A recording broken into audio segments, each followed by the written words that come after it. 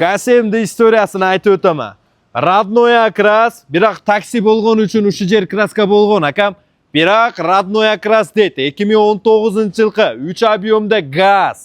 Gaz bilasiz, ekonomishni hozirda o'yin budjetli variant bo'lyapti. Gazda imminni shu Nuraisdan tortib KSMgacha yaxshi ketyapti. Benzindan ko'ra qimmatroq ham yuryapti deyman. 14800 dollarga obmen yo'llari Kia Morning, Avanta va Sparklarga bor. Ya'ni qo'shib berish holati bo'lsa ham bor. Obmenga qimmatroq senada bo'ladi.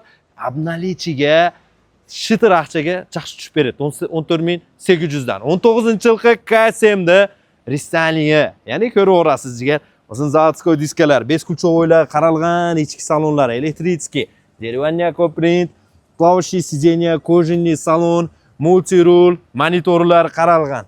281 ming пробег, 912 km kontrol, обдув подогрев сиденья, видеорегистратор, автохолд ручной электрический bor. Ha, bu Ristalin. Родной пробег 281 ming, родной пробег deydi. Bu ham чего стоит, aka. O'shaga e'tibor berib qo'yamiz. Ichki salonlari o'ta keng va bu biznes klasslar ichiga kirib ketadi.